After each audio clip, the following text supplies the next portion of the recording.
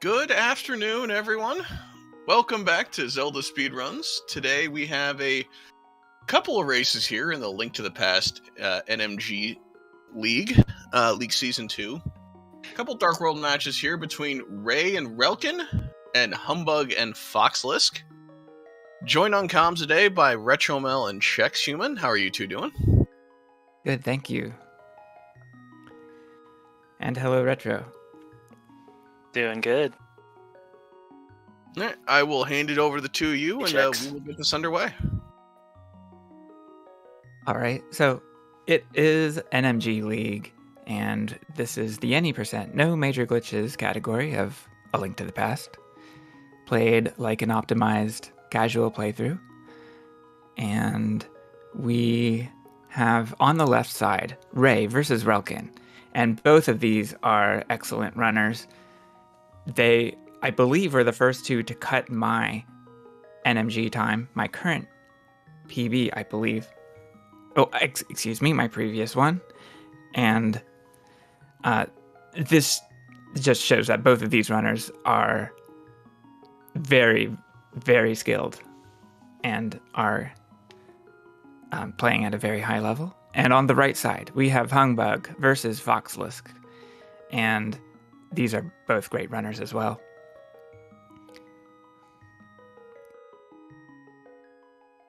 Yeah, excited to see what transpires today. So we'll be starting with the escape sequence, castle escape, and our runners are off. Escape is known for being somewhat of a slow-going segment of the run. We do not have boots yet. We will be just optimizing movement and trying to avoid damage.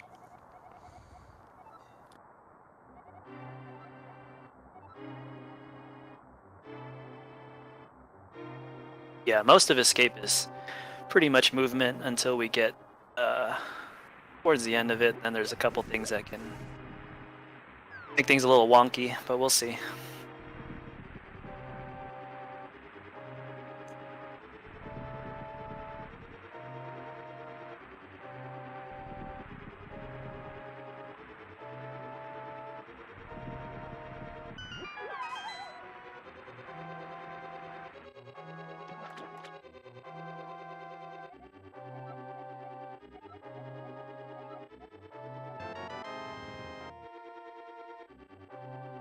All right, sword up for all four runners. This is a good thing. We have sync. I like it.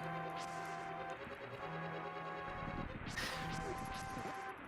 just want to mention that this courtyard little room here, it's deceivingly hard, but you won't really tell because everybody already got through it.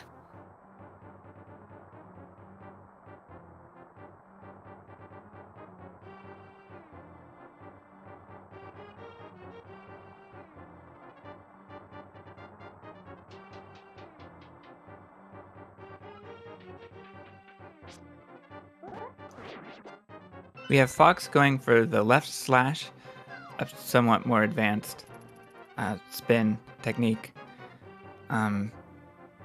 It is technically more consistent and faster, but you have to do it right, which makes it inconsistent if you can't do it right every time.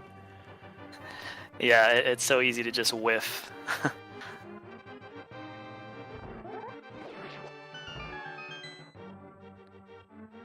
We have the green card.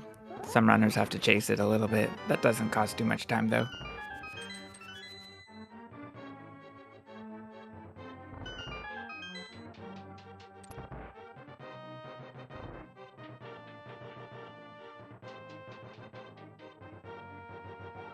Time to see what happens with the ball and chain guard. Little mini boss here. It is a mini boss, that's true. One of the only mini bosses. Oh, Fox has to boom the guard while fighting it. That's interesting. So, he should be able to keep it stunned and pass by it, I believe. Yeah, and one thing I noticed is nobody did any pot strats here, which are some of the alternative strats you can use in this room. Yeah, exactly. Some learn 8/ first, so once they have that, they might not want to learn a slower strat. It kind of depends. I mean, it's hardly any slower. It's frame slower, so some might adopt it, but it just might not be appealing at these runners' level. But I mean, even with the one pot strat, you can still get a 55, 56 big key. It's still very possible. Yes, definitely.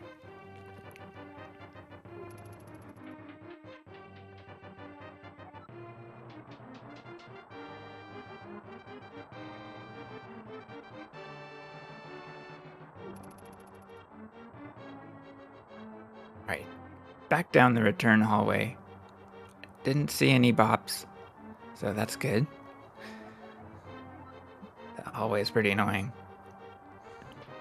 Yeah, I think Humbugh did take a little bit of damage. He got hit by one of those guards. Gotcha. I don't know where Relkin took his damage, though.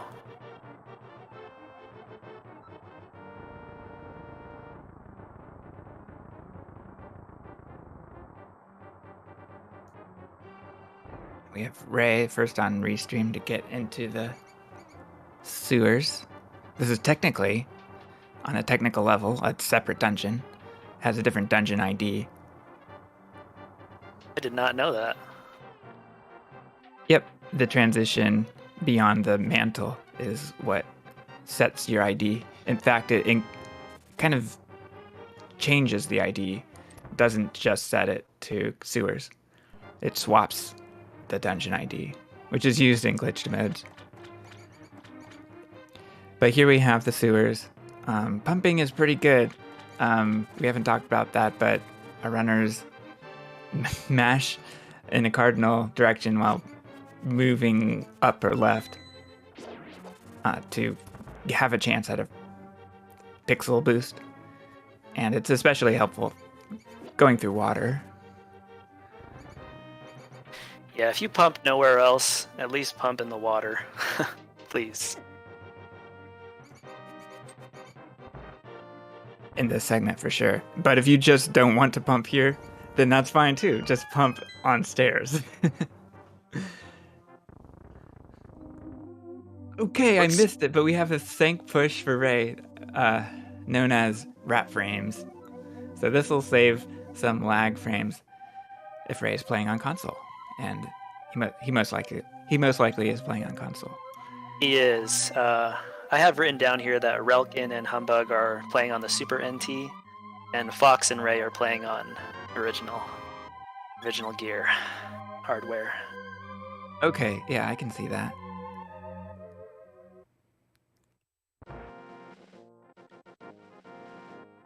Yeah, but those rat frames, they do save 70 frames, so over a second.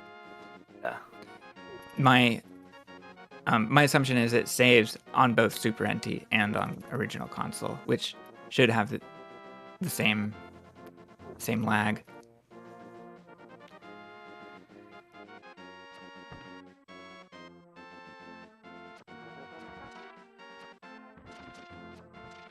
Right, now we're into the Octorok overworld.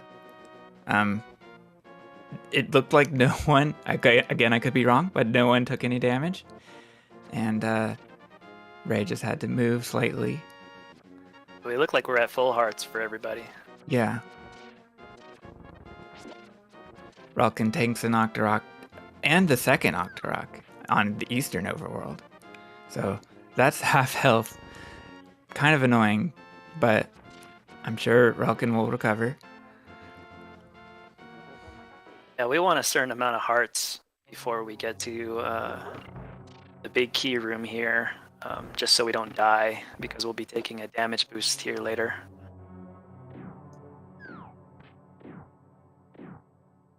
And Humbugh, let's see, I'm not certain I'm saying it correctly, but yeah, Fox and Humbugh are pretty close. Their timers are maybe desynced by about a second, but still, it doesn't matter at this point. Okay, we've got the skeleton room. Ray misses a pot and has to kill a third skeleton.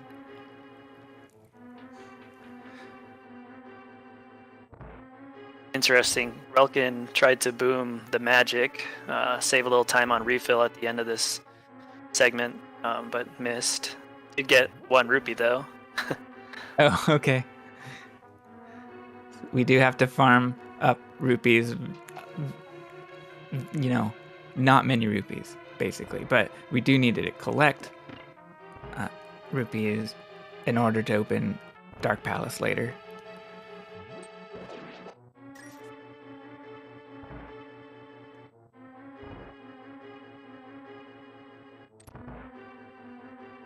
We have runners getting different prizes from the variety pack in the dark room, the dark keypot room. All right, we have the anti-fairy skip, and Fox takes an extra heart of damage. Ray gets through fine, and Relkin, Humbugh looks like they got through fine. Yeah, those iframes don't last forever, and if you didn't step on the switch and then they run out, you still have to come back, take damage, and then get back on that switch. And we see Fox menuing and then turning to the left at the bottom of the stairs. That is manual stair drag cancel, which saves frames at the top and bottoms of manual stairs. Let's see how the anti-fairy pot room goes for Ray. The anti-fairies do touch. We can use this visual cue as a sign of how well it's done. Fox, very well done. They don't touch. And was the only runner who had that condition. So, good room for Fox. Fox is on 1 heart of health and is typing in chat, which is scary. Survives and recovers a heart. We have the Armos Knights fight.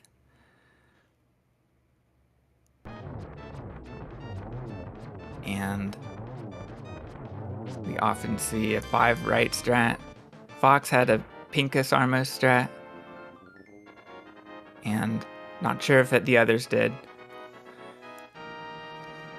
I think one of the things that held Relkin back a little bit was in the Gifted with Greenies room. He struggled with the Igor, so he's a little bit behind there because of that. Okay. Good catch. And Fox and Humbugh are so close. I love this. Yeah, it's nice when they're close. It feels like a real race. It does, of course. And that's just chance if we get that happening here. Anything could happen to these runners. But like I said, Ray and Relkin are both nearly evenly skilled in terms of their PB. And Humbugh and Fox are separated a little bit more, with Fox at a low 124, Humbugh at a 126, I believe. Yeah, that's correct. Mm-hmm. So we could see some separation, but again, like I said, we have a race setting, not a PB attempt. And anything can happen because there's a lot of RNG in this game. Yeah, the way you play trying to shoot for a PB is very different from a race setting because the nerves get to you, and who knows what RNG will give you as well.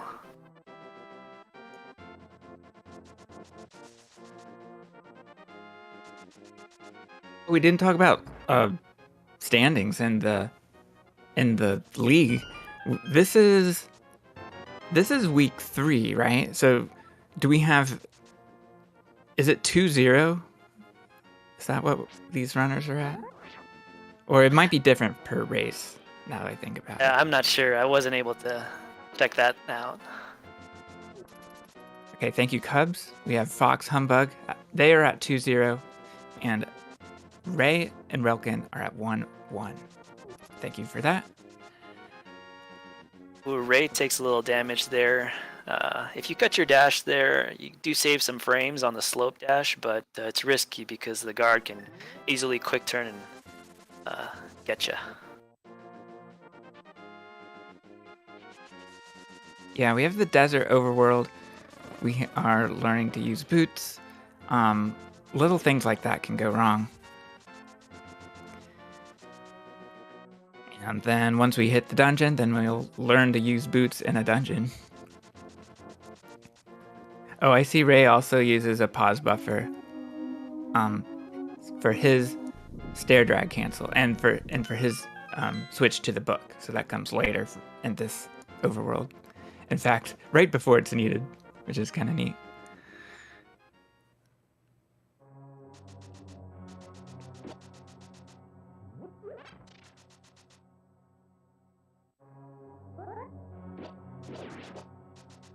Right, what do we have here? So we have the Devil Ant screen, and Relkin uses a spin tactic, which only loses 10 frames, I believe, on the optimal strat. Something like that.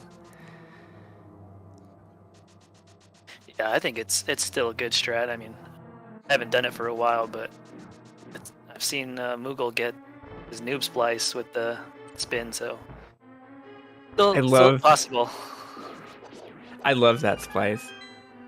It's such a great demonstration of like how you don't need advanced strats to do well, to get a good time. It's all about clean movement and good RNG, but also reacting to good RNG. I'm not sure. I mean, it's a splice, so it's not about reacting, but it just shows how that part of the game is not about advanced strats. It's about getting through rooms cleanly. Since we're on that topic, just real quick, in that new splice, the desert segment actually has an early 3 cycle, which is pretty tough, and so we'll see. That's the boss. We're gonna see Lanmo for this segment. Yeah, that's interesting. I didn't remember how many cycles that took. Oh, what strats are we gonna use here? Oh, I'm a little surprised Fox did not go for Desert 2 spin speed. Ray did. Relkin did. Oh, Fox does as he pushes the block, he menus to the lamp. I started doing that recently. Nice. And what does that do? Does that save you from over pushing, or how would you describe that? Yeah, and people do that as well in GT. I remember the first time I saw that was Ari did a PB analysis for the lane, and mentions that as a good possibility to menu to your lamp. As a good place just to menu. Yeah, definitely. It's interesting. There are so many menu switches in this game, but they are limited, and they can be applied pretty strategically each time. All right, we have the Lanmo fight. This is a fun fight. So let's see how it goes. It'll be hard to count. I'll count Relkin if I can.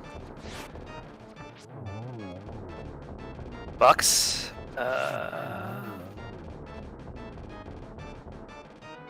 Yeah, Fox first to finish there. And switches to Boom.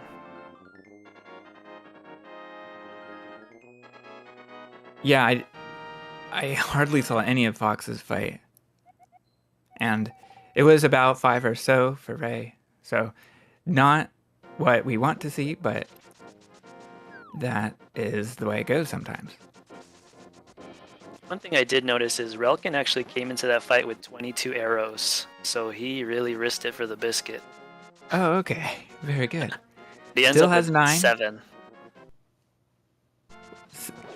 Oh, Relkin. I gotcha. Yeah. Wow.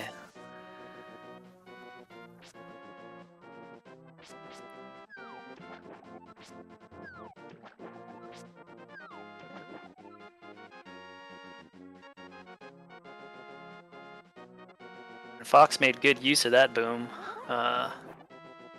Getting that pickle just before the fake flippers. And I love that about the menu. The menu switch occurs while the pendant is spawning. So for some reason, there's a timer that allows that, you can use while paused. And so it's essentially a free menu as long as it's a fast one.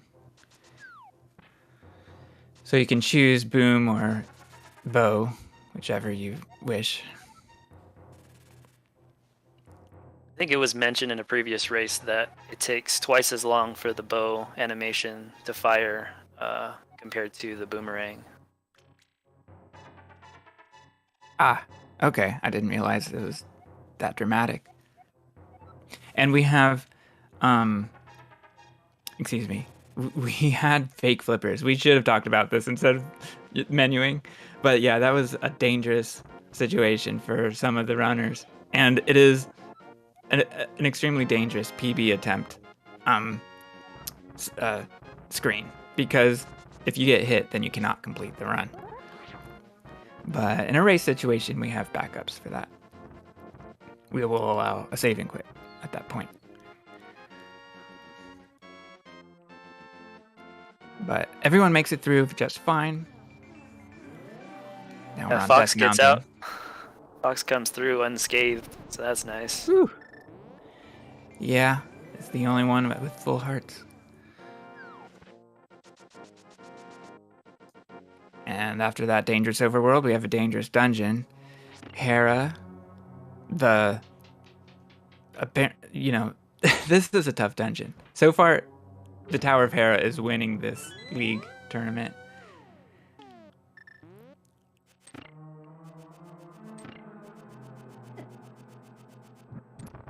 It is a tough one to get through alive and fast. And so relkin, go ahead. Relkin and Humbugh doing similar pretty safe strats, and Fox and Ray are using boom. We're gonna see if they can get this item dash here. Mm-hmm.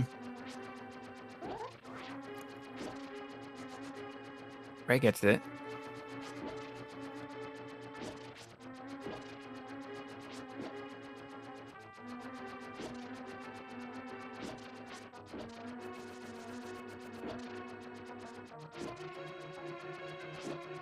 Unfortunately, Fox didn't get it, but he'll save it.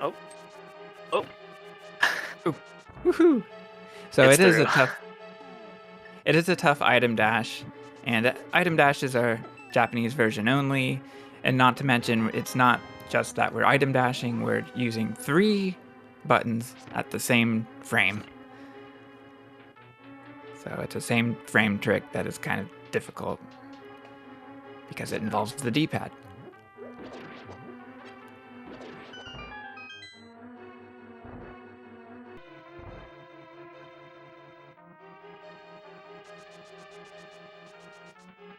All right, let's see. We're in the petting zoo here, and we're gonna see maybe some different strats.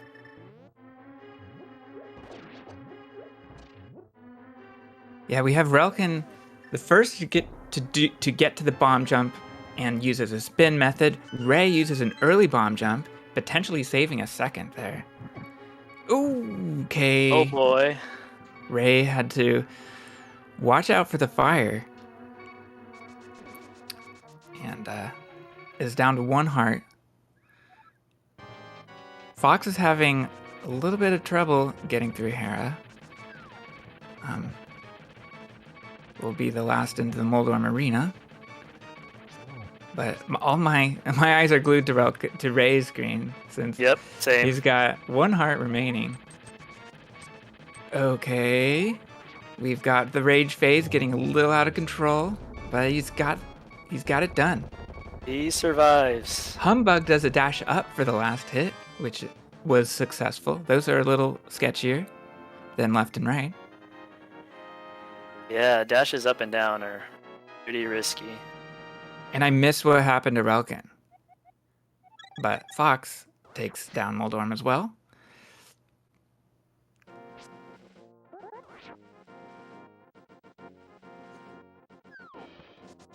All right, they all make it out of that fight.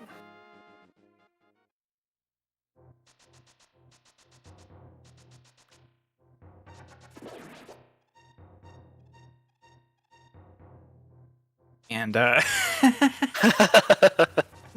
so we were both watching Fox's spin speed there. Just trying to get around Katy Perry, the squirrel. And all right, we're on to tree rupees. Our runners will be pulling 2 trees. And we'll be collecting 80 plus rupees. Sometimes not that much, but... okay, Fox lamps at a bird. That doesn't do anything. And the pickle shot does not work. So... Second Fox, try pickle. Yeah, second try, and then he'll have to kill a backup enemy. I believe. I'm not sure which he goes for if he doesn't get the bird.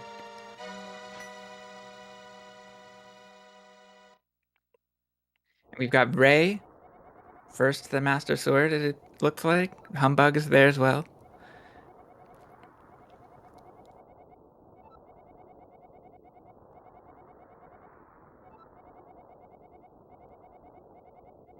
The big goal here in the Lost Woods is to not take damage in order to ensure getting red rupees from the next tree pull.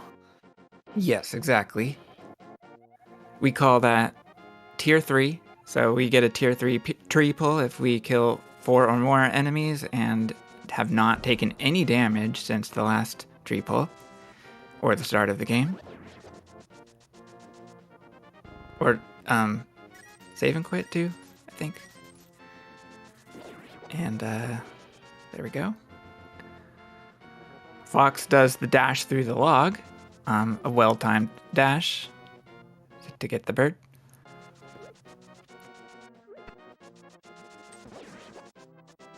And our runners are off to Castle Tower. And they want to preserve sword beams. And why do you like sword beams, Retro? What do you think about these? I do. They definitely help with the first couple rooms here and in the latter part of the tower. Sorry for my mini mill in the background. All good. Yeah, so we see the gold guard strat with beams and arrows, and Ray dashing through the spear guards. That preserves the prize pack for later. Oh, Humbugh takes a hit, and we see a heart. So that is not a good sign because we want that prize pack preserved for Turtle Rock. Yeah. I know it's way ahead in the run, but you don't want to get a drop there because you want that drop later.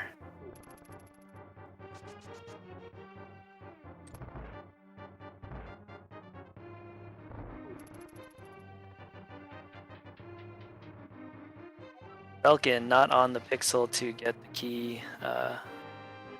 He dashed there, but he tried.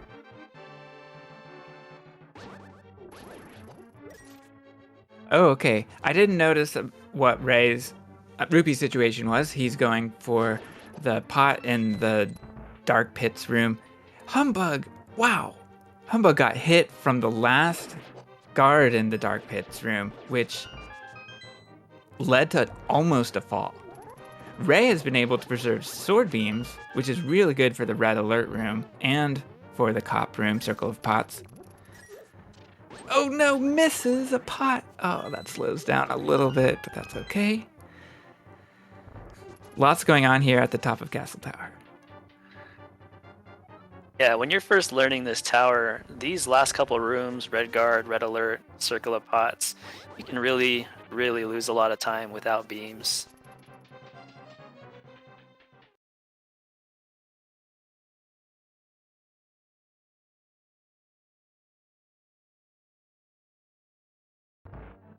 Oh, humbug.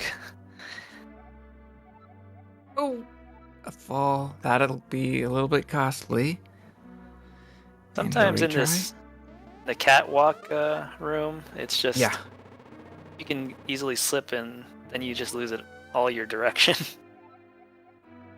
Yeah, and even getting by the second try was not easy. Alright, we have Aghanim. Boss fight, all about RNG.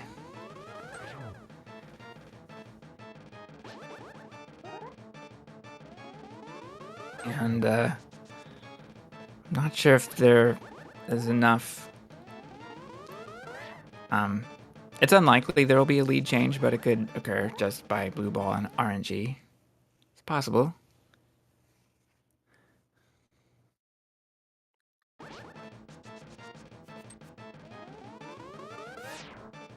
Most blue balls you could get in this fight is 15.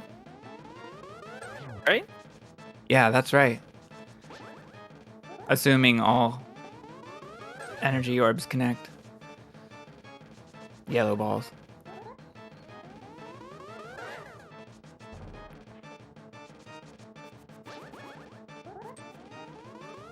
And in the chat, Requiem did put the blue ball probabilities for anybody that was interested.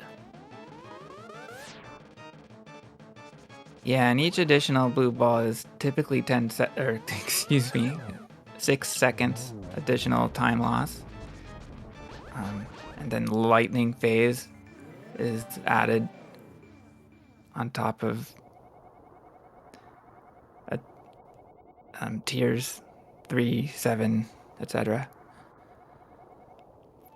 Alright, Fox is out of here, Ray is out of here. So no lead changes in the races. Relkin, Humbugh also complete. On to the Dark World. This is a pretty fun game of.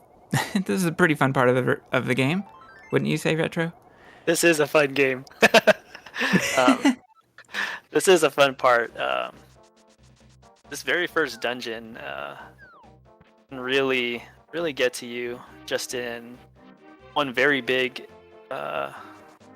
special move, and also in the boss. But also these dashes at the very beginning. It's easy to lose time just because of all the nudging that happens in these next screens. As we're seeing on Ray's screen right now, that area. Yeah, it's not my favorite segment, but dashing through the hedge maze is kind of neat. Just in terms of judging your dashes and your position around objects.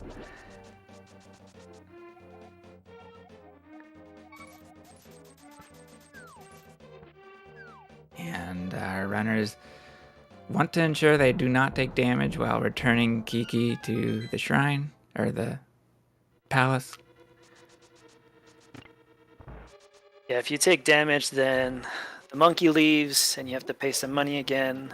And a lot of times you don't have enough and you have to go kill things and try to get enough money to do it. So we have the first bomb option in the second room of pod. Ray goes for the bomb pot.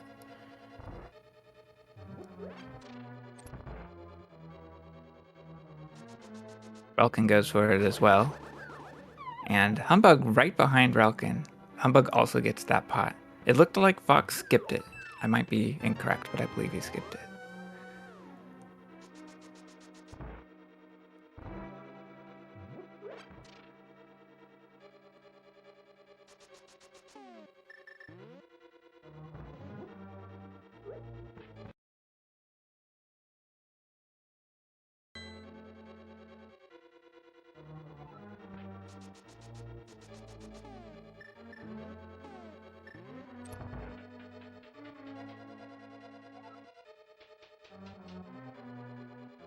I may be wrong about that. Maybe all went for the bomb pot. Yeah, I'm looking at bomb counts. It looks pretty similar. I don't know where... well, never mind. I thought Relkin had an extra for some reason.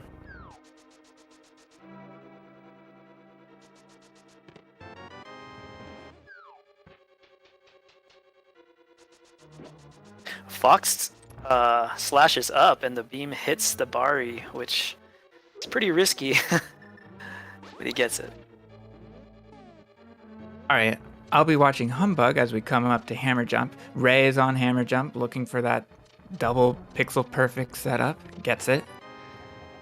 Humbugh will not want a drop to appear because this Helmosaur is part of that fairy prize pack I mentioned earlier. I might not have called out the fairy prize pack, but that's what we want to preserve. A fairy for Turtle Rock. And all good for Humbugh. He just needs to get the trick. Gets it.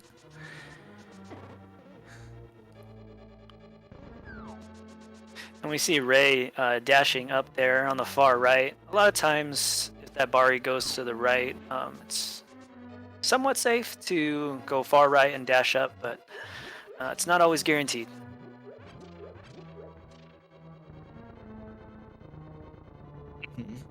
When Fox says the beam up isn't risky there, it's only risky when the Bari is hugging the ledge. Okay. Thank you, Fox.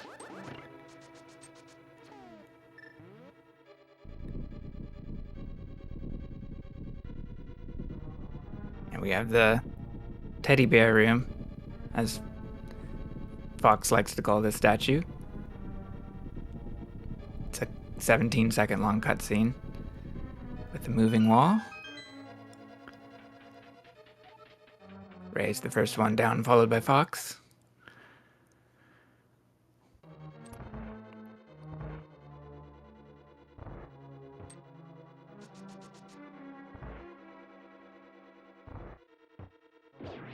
Nice turtle room for Ray. Fox has one bad RNG turtle. Has to clean it up at the end. Does so looking very good well. for Relkin.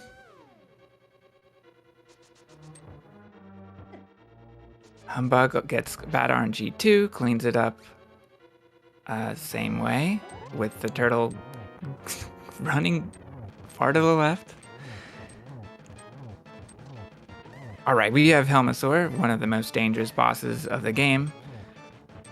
All of its attacks deal 2 hearts of damage. And what do we have here? We have Fox going for spin speed. Won't be surprised if all runners go for spin speed, which extends the hammer hitbox. It looks like all 4 runners did get spin speed first try. I can't Oh, believe it. no. Relkin takes a death at Helma. I did not see that coming. So that is costly. But the race must continue. It is costly, but anything can happen in a race. Yeah, it's not even the costliest boss death. There's still a lot of time left in the Dark World. Mm-hmm.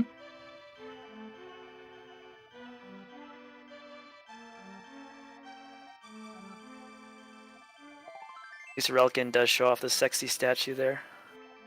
Nice. So I didn't see the movement, but that means that the movement of pushing the statue down connects directly with pushing it to the right without a pause. All right, we have Thieves Town next. The overworld leaving pod is especially dangerous for whatever reason. The ropes are set up to really block Link. And runners have to be careful about the birds and the snapdragons. 1 each at the bottom. So far, so good. We have a nice item dash through the hammer bridge.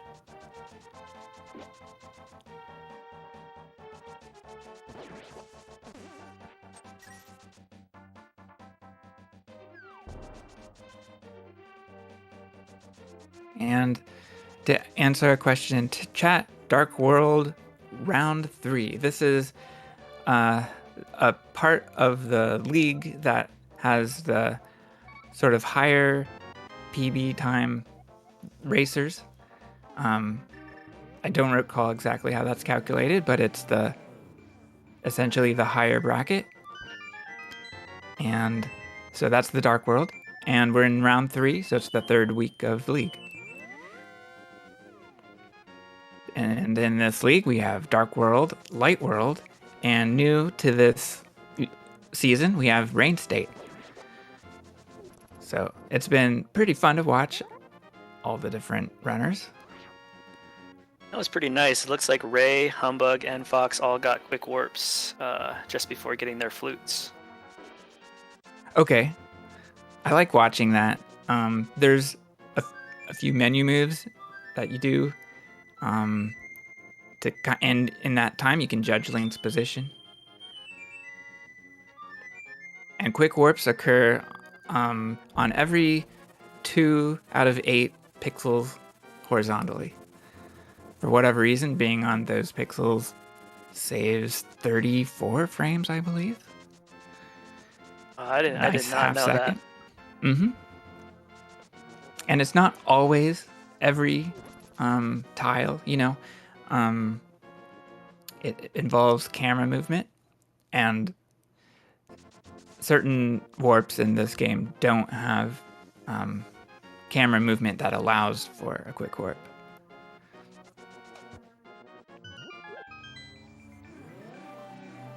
Those tend to be on the edges of screens. Anyway, our runners are going into Thieves Town. Both Fox and Ray killing the moblin. One of the small nuances that Fox did earlier there, dashing into a mosaic screen, he transitioned to the hammer so he could stop his sword being out. Try to attempt to reduce some lag, but I don't know all the info there.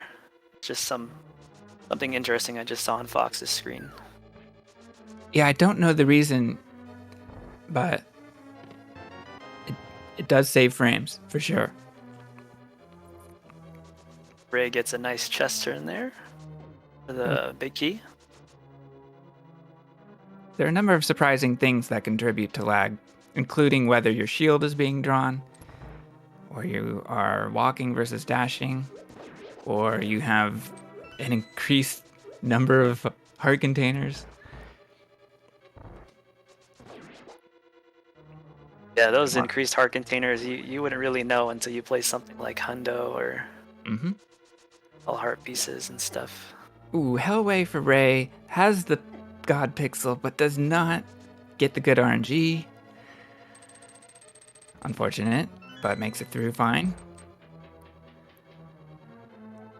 As in alive. Definitely. Yeah, I always say God Pixel can be a scam. Yep. Humbugh takes his time. Does not take damage.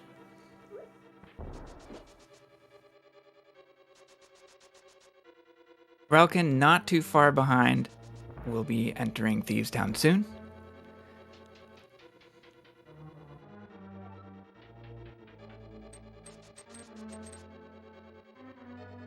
Wow, Relkin dashing through those bushes and getting no lag. Yeah. So that's another weird thing about this game. Some of the lag is, of course, random. It depends on what sprites decide to walk on and off the screen, and what sprites spawn out of the bushes.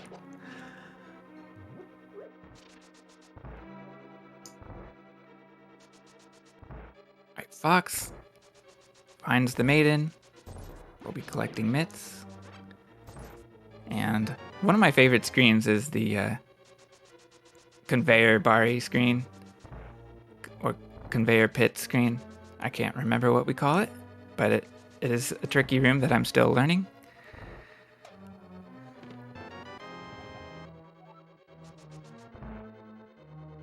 Fox does put a comment in the chat that he says he needs a bomb, and he is short compared to everybody else here. Just noticing that. Relkin obviously having max amount of bombs because he had a revisit 2 pod. I mean, he had to redo it. Had a revisit.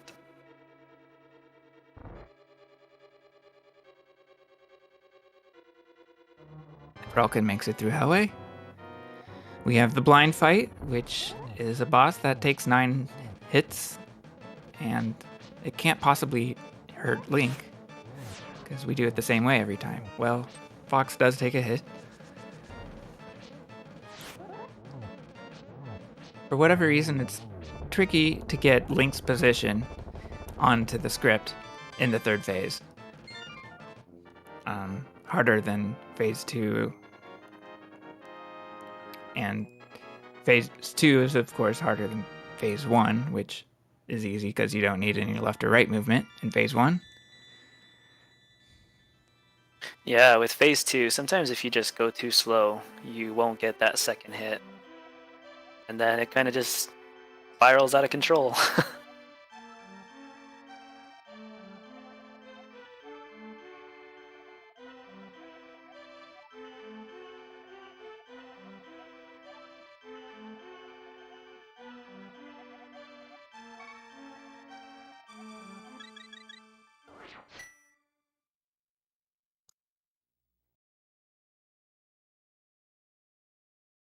And next up is Skull Woods. And in this segment, we have a tempered sword to collect, and this will make the rest of the game much easier, and the Ganon fight and certain bosses much faster.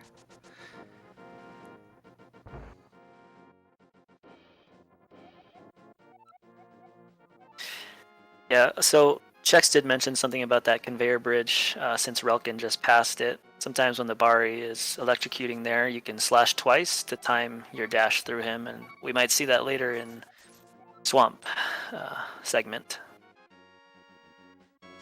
Oh yeah, right.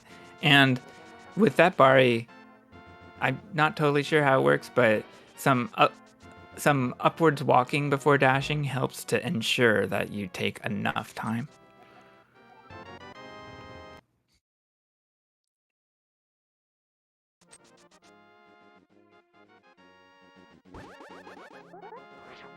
Fox is not opting to dash out of the blacksmiths. Instead, he walks and he does the dash cancel out of there, which is just as good. I think it loses a couple frames, but don't do all the nudging and stuff. It's cleaner for movement.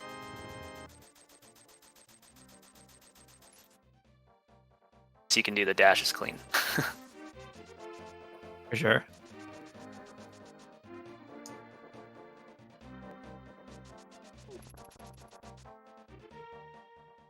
And we have Skull Woods, which, compared to the casual game, skips a lot of rooms of this dungeon.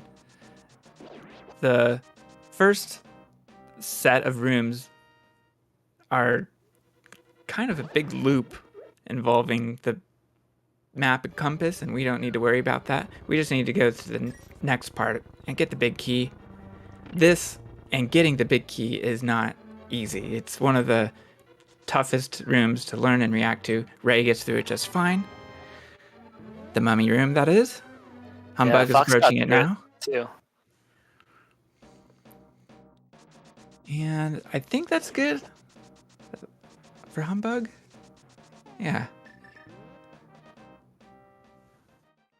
Humbugh. Nevertheless, yeah. Humbugh got the first available pixel, both in the vertical and horizontal direction, which is pretty nice. You don't want to push or pull the statue more than you have to.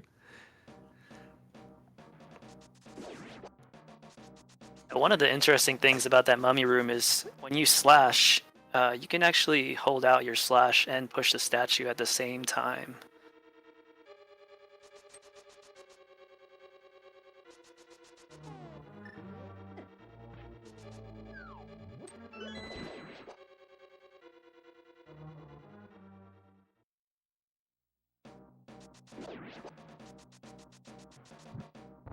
And now we have the back of Skull Woods. Let's see what strat Fox goes for in the mummy room. The Cypher strat, the optimal strat. Shoutouts to Cypher.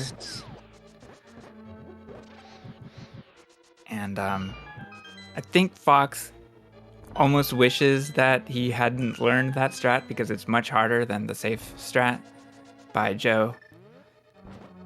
But it works. Usually. We call that Joe Mummies.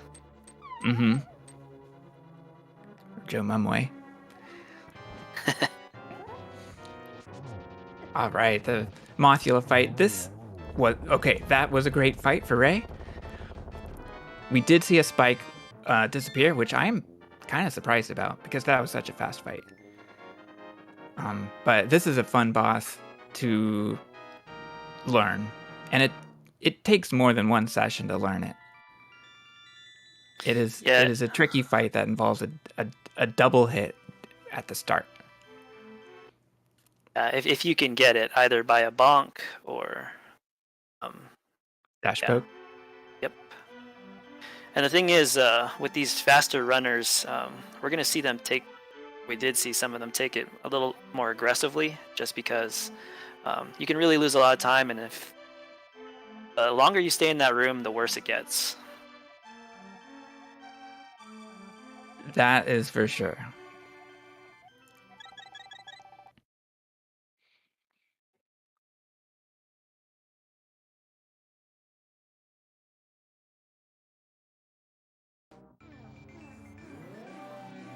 Next up is Ice Palace. And our runners will be collecting the Quake Medallion and Flippers first.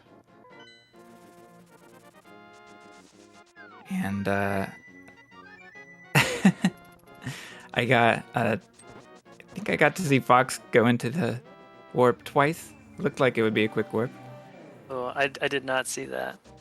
So Chex, why are they just playing the flute randomly, going from one screen to another? Well, that is because it sets an altitude. It sets the altitude of one of the variables in the game that also is shared with the area of effect of the fire rod. By the way, Ray took a hit from a Ropa. That's called the Ropa Lottery. And that is punishing in this segment. The altitude variable, by the way, allows you to kill the Freezor quickly without waiting, because it affects the area of damage after the fire rod shot hits the wall. And this is a lot of words to explain that it can save 4 frames. There's no way I could have explained it. That's why I asked you. Okay. Well, it's kind of fun to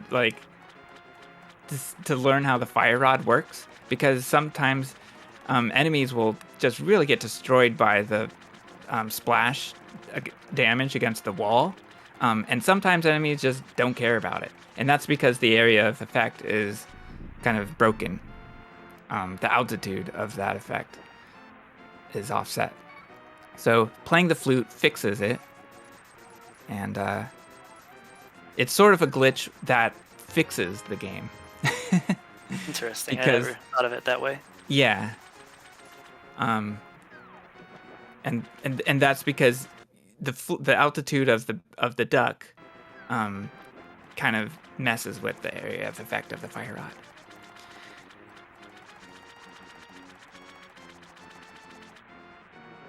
All right, so meanwhile, runners have collected Zora's flippers, and it's a really tough screen that involves a lot of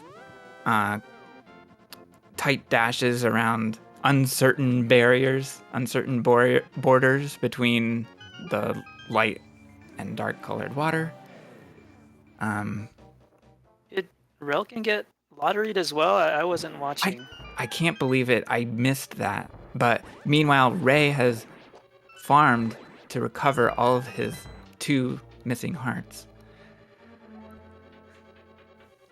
Yeah, and you can get those extra hearts from bushes, skulls, crabs.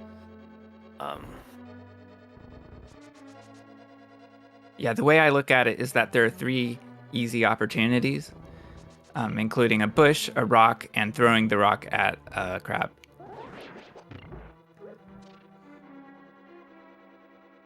We also saw one of our runners farming crabs, slashing at them. Ooh, okay, so Fox needed a bomb in this run, and collected one just by farming the Stalfos Knights. I don't remember, I don't think I saw the reason that Fox was low on bombs. I think it had to do with Hera, but I'm not sure why. Yeah, I wasn't sure why as well, but I mean, he makes it through his IPBJ Yeah, very well. IPBJ, the most important trick of the speedrun, just in general, in terms of making it a speedrun, because it skips half of this dungeon and an entire loop or two through it. And that's Ice Palace Bomb Jump. For those who don't know all the acronyms.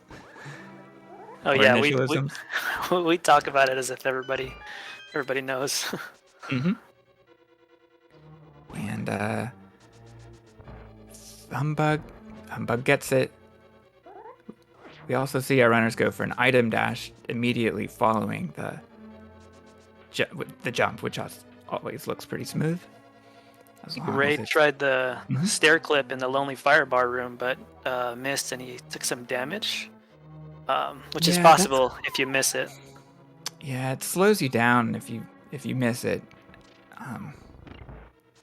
Humbugh does a variant where he clips through, but not through the bottom, but rather through the top. Fox! I can't believe it. This is a dangerous situation. Fox cannot touch any more ice or cold stairs. I didn't see how it got out of hand, but it had to do with the initial spin. So all I saw was it was on his last fire rod. He had to delay it. And sometimes when you get that delay, timing is... Wow, he makes it though. Yeah, and after the last kill, Fox had to avoid an ice block. And personally, I think it was fortunate that the ice block broke into an X shape. If it had broken into a plus shape, he would have had to dodge it. It's just a mess.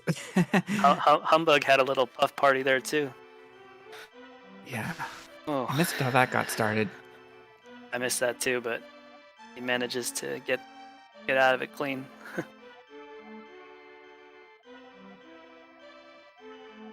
And Relkin on his way. We'll see what strat he goes for in Lonely Firebar. This is the stair clip that I like, and Relkin pulls it off optimally.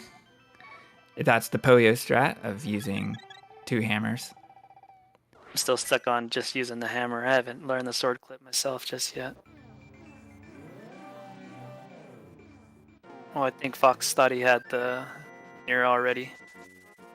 Accidentally fire rods there.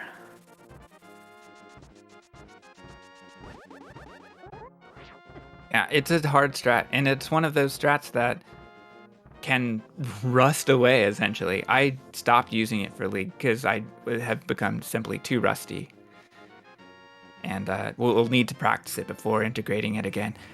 Cold Stare, dangerous for Relkin as well, but he does not let them get too far out of hand and is able to kill Cold Stare.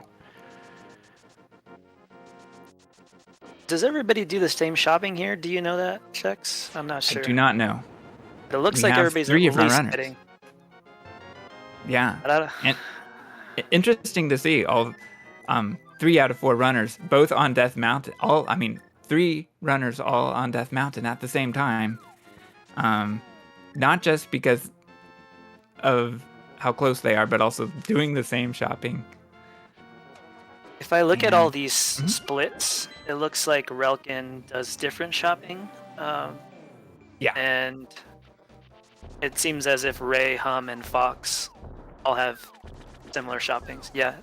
And in the chat, Vortex just said Relkin does boomer shopping, which is getting your items right before Mire. Yeah.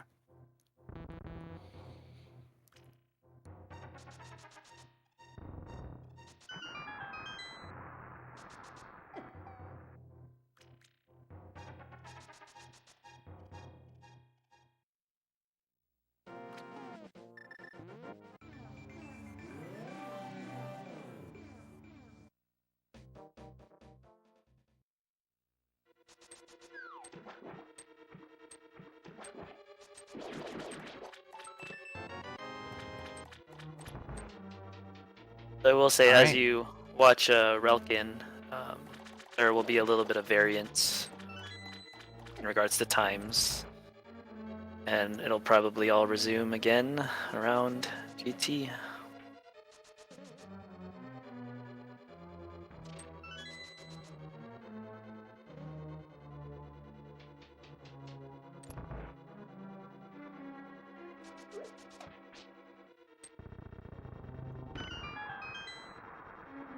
So in Swamp Palace, we have enemies that don't do as much damage. We have a lot of enemies, so they're very tricky to get around. Their patterns are annoying. Baris are some of the trickiest enemies in the game. And we generally do not see deaths occur in this dungeon, although it is possible. And yeah, this is the second dungeon of the game. Numerically, we just don't play in that order. Yeah, I never actually knew the dungeon order for this game. I know Oh, a that's lot of people have it interesting. memorized, but I just learned it the NMG way. Yeah, that's pretty interesting. It's funny and because it's like the numbers don't really matter for any sequencing or for any arbitrary reason. It's just it just is, and it's a lot kind of a logical sequence of items, but it's also it doesn't matter. It's kind of an open world game, but yeah. Anyway, I don't have a strong essay about this point, but it is kind of fun to think about. This room just before getting their big key can gonna be tricky just with those. What are those called? Those water bubbles? I'm not sure what those enemies are called, but they can hit you. The fire bar in there can get you. The Yamedoms. Medusa can get you. Or Kiameran, or something. Okay. Also known as water gibos. Oh, water gibos. Okay. But Spleeby got me to look it up recently. And it's Kiameran. For some reason. I'm not sure why it's called that.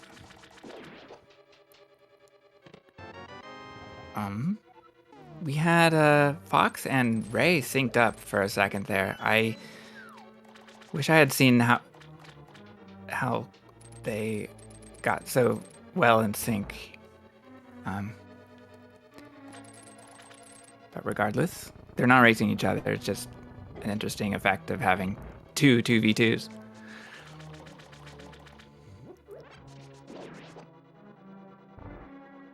So the thing about this race is, the race on the right, Humbugh has been staying pretty close to Fox. So this has been a close race throughout.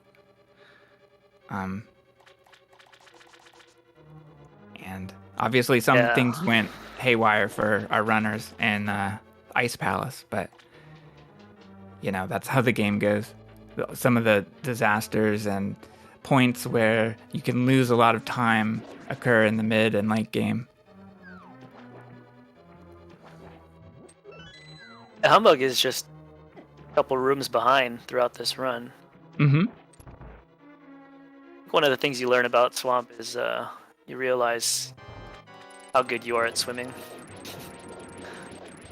Yeah. Okay, we have a 0 cycle from Fox and Ray. That was great. And Fox misses phase 2 Fire Rod. Fire Rod, kind of a scam if you're not well practiced.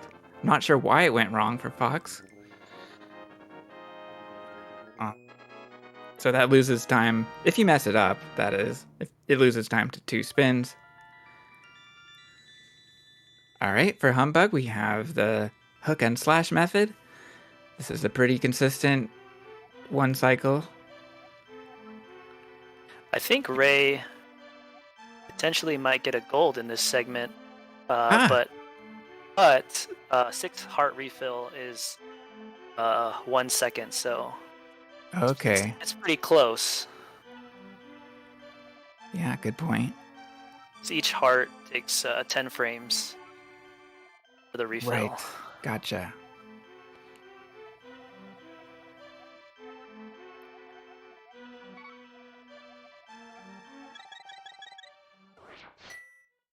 Looks like almost a tie for his gold, though.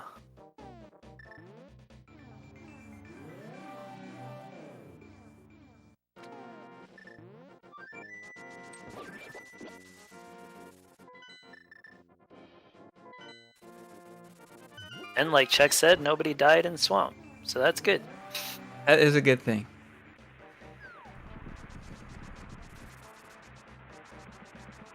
And we had, I'm not sure why, but the hook dash strat did not go correctly for Relkin, and so he missed the 0 cycle. It is a tough fight to get that 0 cycle. And for some runners, it's not really worth learning till way late in their speedrun career, basically. So there's so much to optimize in this game, and yeah. Oh, interesting. Humbugh gets his ice rod for going into Mire, or during the Mire segment. Oh yeah, I can't remember where I saw this, but it is an uncommon but a real thing that people do. Oh, Ray had a close encounter with the slug, but and avoided damage, which is good. This segment involves, what is it, 7 hearts of force damage? Maybe 6. 7 if you go for the spark gamble, oftentimes. Actually, no, Vitreous is more than 3 hearts of damage, typically. Yeah. So 8 or 9, potentially. So we have to keep our hearts up. Something you And mentioned for Relkin, earlier. Go ahead. But that cutscene with the torches lasts just as long as the one in pod. 17 seconds. Yeah. A little long. Why the developers had to have that timing, not sure. Maybe that's just because of the room structure, but that's the way they had the walls set up. So things were a little dangerous for Relkin. Unfortunately, he does not have the pleasure of going into Mire 2 with beams. He got hit by something, presumably on Death Mountain. And yeah, this may go slightly slower, depending.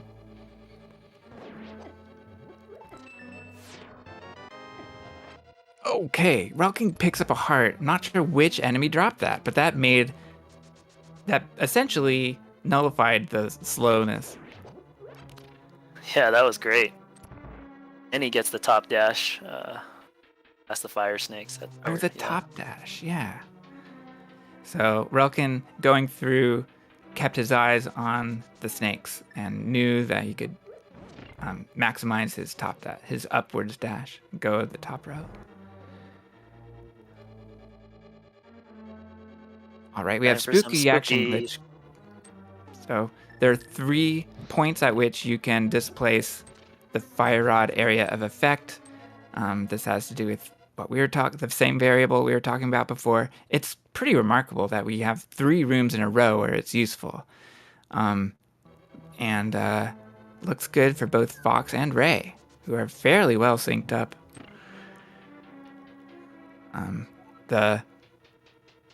The height, the altitude we set is kind of defined by us in a certain way. unlike before. So we have the Vitreous Fight. Looks like it gets slightly out of hand for Ray. I think that was a 0 cycle for Fox. That could have been really risky for Ray, but he pulls through. Did you see why it wasn't a 0? Not sure if that was on the first spin or the third where he missed something. I think on the third spin he still had to slash a bunch of times for the last eyeball.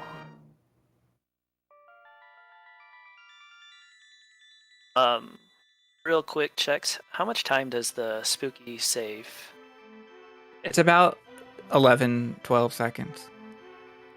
10, 11, or 12. Not sure which. I don't recall exactly. But it's the biggest routing time save basically in the last 5 years. And yeah, it's pretty significant.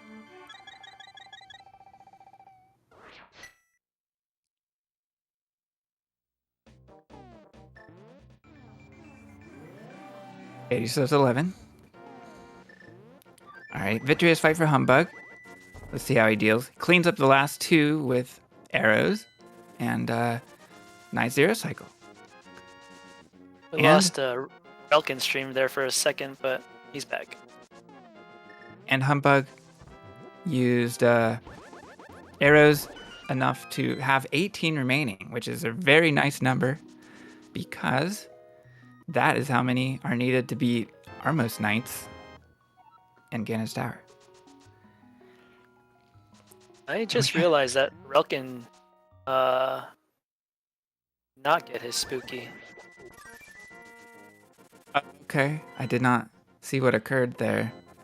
In fact, my stream for relkin is many rooms behind, so I will reload.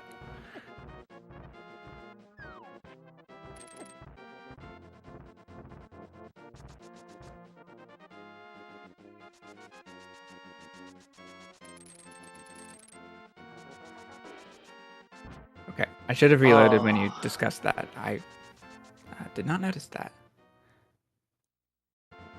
Was that a 0 cycle for relkin?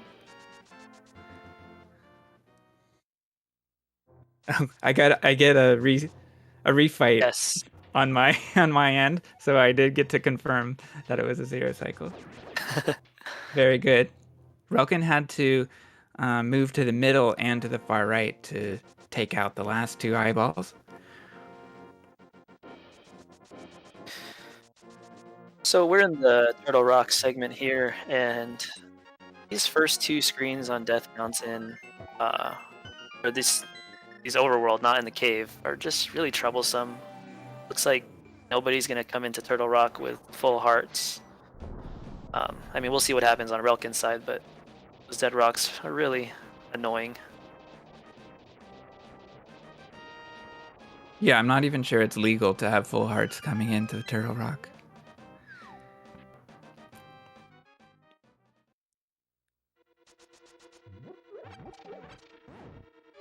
Yeah, full hearts is cheating.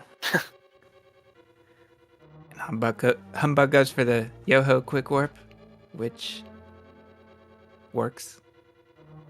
We saw him pause buffer directly below the warp tile.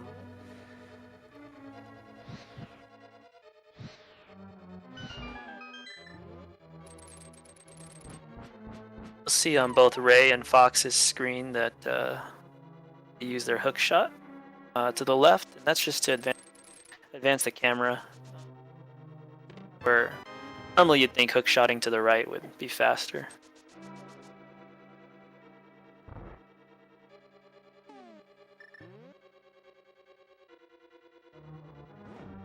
Oh, yeah, I hear what you're saying. So it is some runners I've seen hook shot to the right, but it's not any easier to do that because you just hold left and you can hook shot to the left.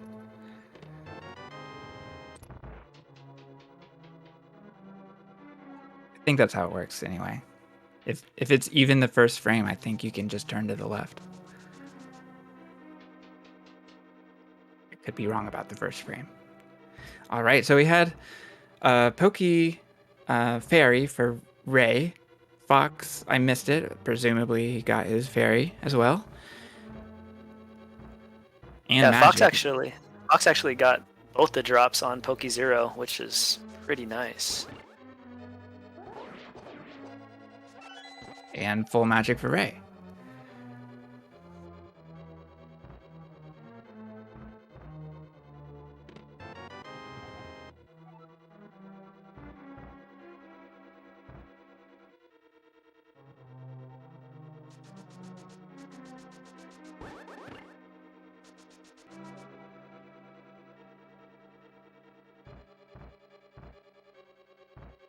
Ooh, okay, Humbugh unfortunately gets an RNG where it's tough to collect the drops.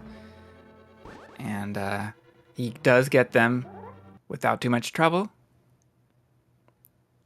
Yeah, down left, Poke 1 RNG. All timing, really. Oh yeah. Yeah. There's just too much to talk about that particular RNG.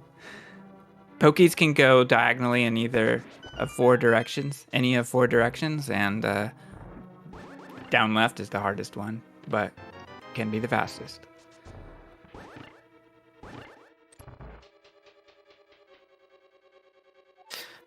Relkin got through his chomps, did a couple slashes there. I don't know if that was for timing, or just anger. I missed. Okay.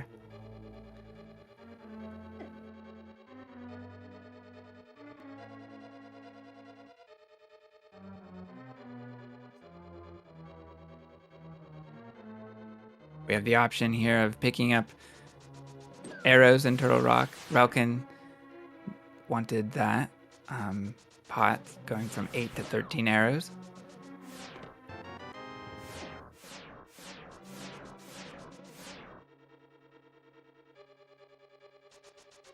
We have the TR peg puzzle.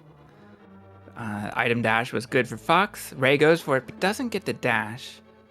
We'll make it up with a pot, but the pot doesn't make it. Takes 2 blasts to get it done. Laser skip goes well for Humbugh, also approaching the peg maze. I think Fox got that double poke. I kind of missed it, but that was pretty good. That's a tough strat. Oh yeah. It saves a little bit of magic.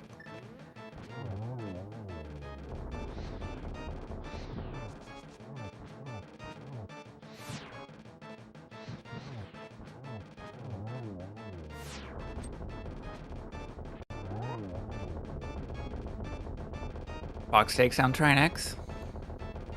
Ray is on to phase 2. Humbugh approaching Trinex.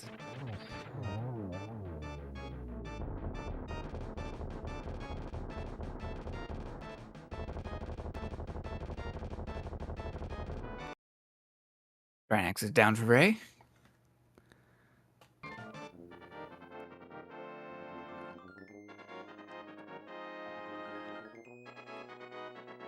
We have hookshot for for all 3 runners who have beaten Trinex so far. Simply used for item dashes to speed up the overworld. Checks, we have Ganon's Tower coming up here. What's your favorite room in Ganon's Tower? What is my favorite room in Ganon's Tower? I don't know offhand, honestly. Not sure if I have a favorite. But there are so many great rooms, of course. It's full of difficult movement and puzzles in the basement. It's got a lot of combat rooms up top. And could not say a favorite. How about you? I just like the spike skip room. Spike skip room. There you go. And that, I would say, is Fox's favorite room in the game, if I remember correctly. Interesting. We'll see those strats then. Yeah. And Relkin also cleaning up Trinex. So All eyes are on Ganon's tower. So Fox walks down, sees if he gets the pixel, does get it, does go for spike skip, does get it. Awesome. Wow, nice. Well executed. So there's a pause buffer that Fox does to see if he's on the right pixel and then can choose whether to go for the spike skip. Ray also gets it. And I don't know the strat well enough to see what the pause buffer shows, but Ray also gets it. Humbugh going for spike skip room as well. But not sure if I could say what strat he goes for. Simply to take it easy, not the spike skip itself. So solid room. Let's see which arrows Fox decides to get here.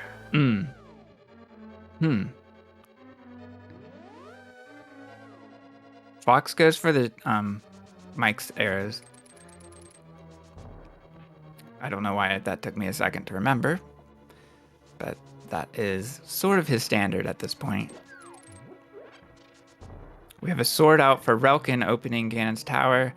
We saw a sword put away for other runners. That's because it saves on lag, I believe.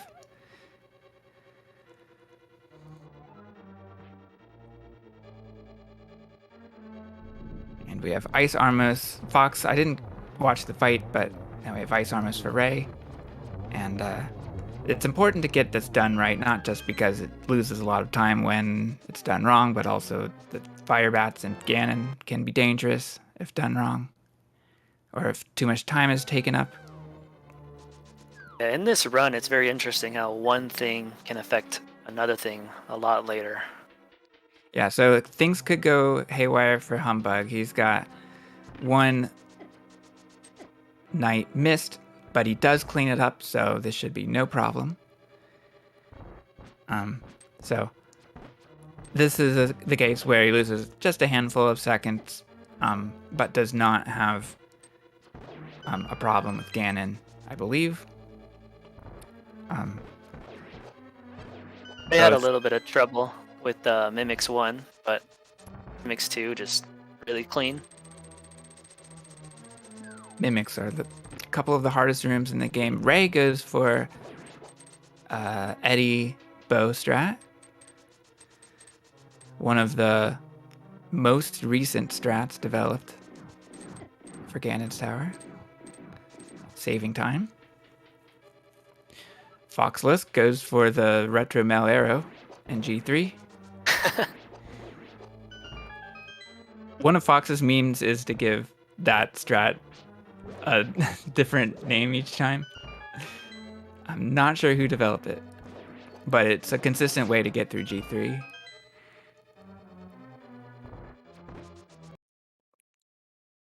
Oh, I missed how Lamo 2 went for Fox, but it looked like he had to clean it up in the second phase.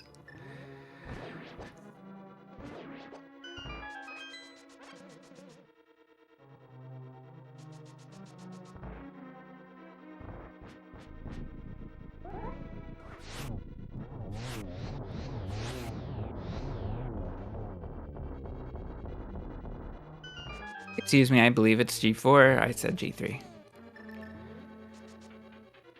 Elkin has a clean Mimics 1 and 2.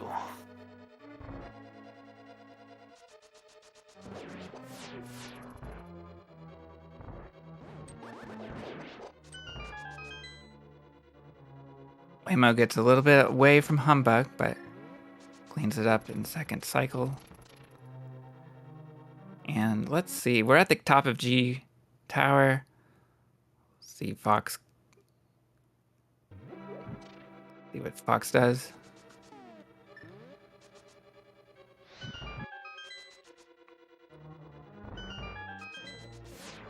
Yeah, once we're at this point in Ganon's tower, everybody's like at a different stage in Gauntlet or coming towards the end. It's hard to keep track of anything. Yeah, for sure. So much is going on. But it looks like we have chest keys for our runners.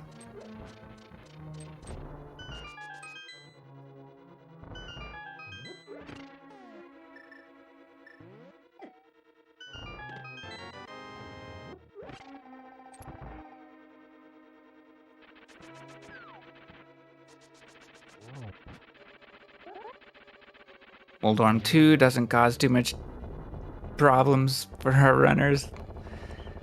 Fox and Ray, that is. Alright, Agatu, one of the most challenging boss fights in the game alongside Lanmo, because we have to react to positions and patterns. We optimally want 2 cycles. Sometimes that's not possible, so it can get a 3 cycle.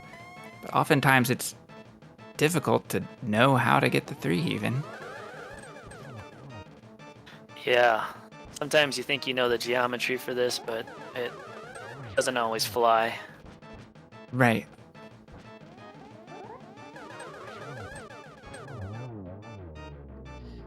It looks like a 3 cycle for Ray. Fox might have had a 4. Didn't actually maybe? catch Fox's fight.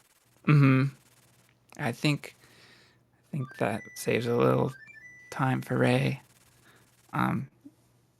Ray again is not fighting Fox, but nice to see solid close runs from all our runners. And Humbugh is at Agatu. We have Fox at Ganon. Phase 2, Ray just dropping to Ganon.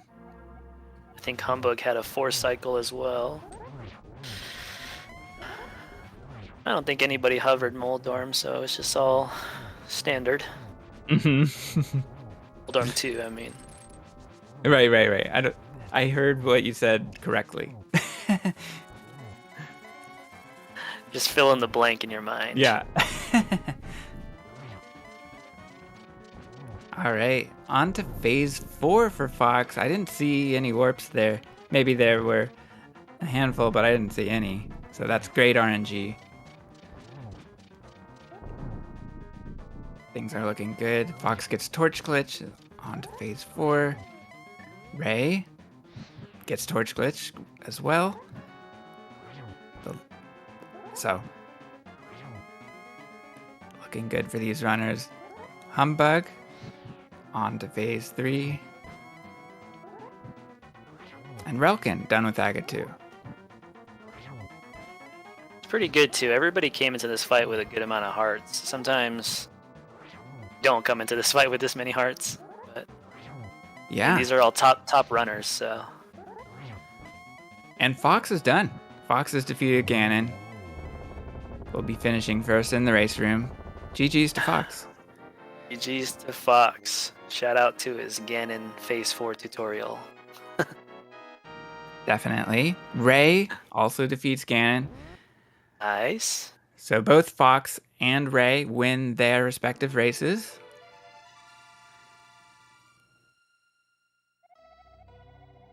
Humbugh looking good. Also got Torch Glitch. Also getting through phase 4. We get no signal from relkin. That's not great. And I missed what happened, unfortunately. Looking at the race room, looks like relkin has a DNF there. relkin won't finish, but a strong performance regardless, keeping it close despite a death at Helma. So, really strong run regardless. And Humbugh finishes as well. So GG's to all our runners for wrapping this race up. All.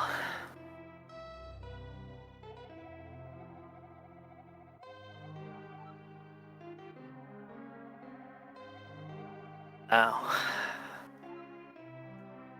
Another 4-way in the books. And it was, I just said it, but I'll say it again. It was a close race. It was a close race throughout. All runners made it through without hardly any disasters. We saw a handful of them, Hello. Cold Stare. Hello. Hello, GG. Yo, hello. GG's. Congrats, GG's. Fox. Congrats to Ray. Ray, humbug, you. everybody. Welcome in. Thank you. And Fox, we saw you finish first. How did you feel about your run? It was not very good. I was playing quite sloppily pretty much the whole way, but I guess nothing was like truly tragic except for Cold Stare and Hera. So yeah, that's alright. Yeah, there was actually multiple puff parties on this 4-way race. Yeah, I heard you say I think Ray also had a puff party. I don't remember. Humbug. It's Oh, humbug. yeah, I Yes. had a little puff party, or I had a little. Which And you Fox, guys- how do you account for what went wrong at Cold Stare? I got a dry fired ice rod shot or fire rod shot, and then I had to just wing the timing on the spin, and I didn't do a good job of winging it. So everything went to hell immediately. Gotcha. Yeah, Retro pointed that out. Everybody got out, like, alive. Yeah, Barely, but yes. Yeah. Fox, I believe you're at 2 hearts and still had to dodge ice. Even Yeah, I after got the pretty last lucky puff. on the last one. Yeah. And Ray kept up with Fox, although you were not racing each other.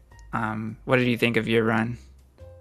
Well, I'm not super happy with my run. It was not like very bad. I had really good splits, but on the other side I had really bad splits, so it was like this. But yeah, it was okay, I guess. Yeah, you almost tied your swamp gold. Yeah, Very close. Gaiden gave me 0 warps, but yeah, no gold. Fox and Ray, your streams were very much in sync multiple times throughout this whole thing. Yeah, I was just glad that I wasn't racing him.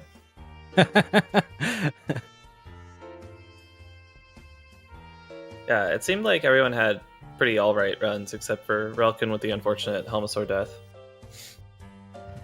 That was not unfortunate. That was me being too greedy. Oh, I didn't see it, but yeah. Sucks either way. Yeah, I didn't actually. I've seen a little bit of it. I guess Helma wasn't too nice, so yeah, a little bit of greed. I understand that somehow. And Relkin, how were you feeling going into this race, and what made you play and the behavior that you're saying? I just wanted to play how I normally play. Nothing really changes about how I play each race. So it was just sucks that I didn't wait long enough to despawn the fireball and Helma, because that would have been good from there. But I think you whatever. left a comment in the chat saying that was like your first time dying to Helma in a long time. Yep, sure was. Happens to all of us. Definitely. Yeah, and that's all. Shoutouts throughout. Shoutouts to the comms not catching me fail either bomb jump that I failed. I actually did not see either of those. That's funny. Yeah. The Hera, I pointed out that I missed it, which was not helpful. But what other bomb jump? Well, I failed in Hera. I got a million years of lag, and so I didn't get the setup, and I bailed and went to grab the bomb, which was why I was down the first bomb. And then in Skullwoods, I just fell and I just walked into the pit instead of lining up. Oh my. Somebody mentioned it in chat. I don't know who was calling out your mistakes, but somebody did. And Humbug, you had a solid run throughout, and it looks like you were a minute behind PB. Is that right? How did you feel about this run? Yeah, a minute behind in the end. there were places that existed that I would like to have not existed, but I did manage to gold my ice overworld and my ice dungeon split. Oh wow, nice. But then Cold Star happened, so it was a complete moot. There was no reason for me to even be remotely satisfied with it with a buff party, but yeah, still a double gold there.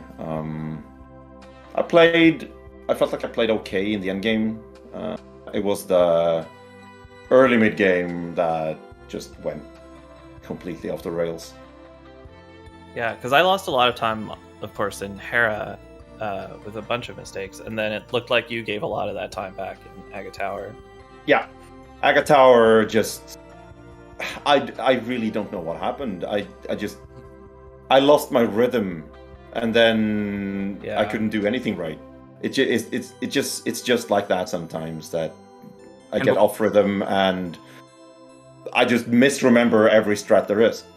Yeah, Aga Tower in particular feels to me like if I start messing up early, it just cascades and I get flustered and do everything wrong. Yeah, for sure. Oh, did every one of us get 3 blue balls? Because... I think so. Yes. I did. Yeah. I think so. I only counted Fox's, but somebody in chat said everybody got 3, so a very, very fair race. Yeah, I appreciate you all confirming that now, since chat was not sure, but Yarrick pointed it out. And in Aga Tower, Humbug, I think, was it you who was hit by the last guard of the Dark Pits room? Yeah, what the hell was that?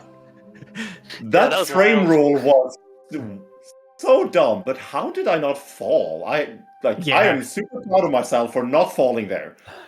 Same. Don't mention the fact that I fell on the last pit room. That has nothing to do with it. But the dark pit room, I am super happy that I didn't fall there. That was so dumb. Yeah, that catwalk was a little messy. A little messy, one might say that. The first person I saw get hit by that guard was Blunt Bunny, I believe. That loses so much time. Yeah. Especially if you actually fall.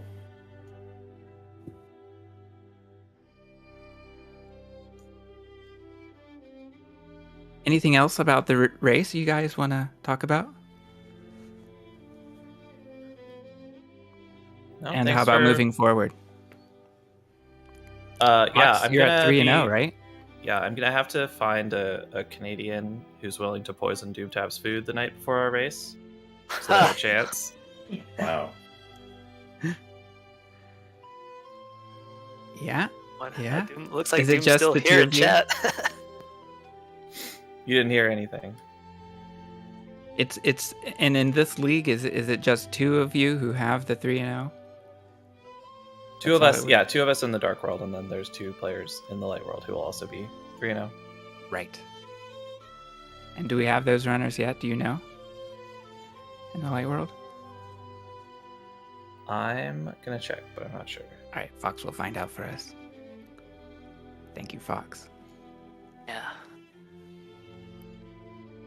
So we have Ray and Humbug at 2-1, I believe.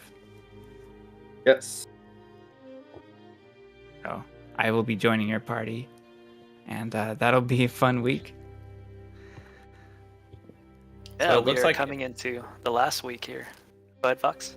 Yeah, in the light world, one of our 3-0s is Super Nintaylor, and the other is the winner of Rob versus Lanxian, which is probably going to be Rob by default because Lanx has been undergoing severe technical troubles and probably cannot play this weekend. Which is unfortunate. Yeah, Super Nintaylor's been on a roll. Yeah, for sure.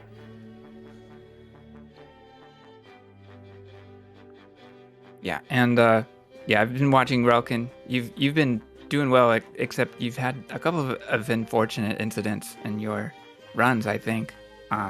But still strong runs other than that. So I guess that's all I can really ask for, so yeah. Yeah, I mean, Fox and Relkin, you guys are only 7 seconds apart. Fairly recent PBs. Yeah.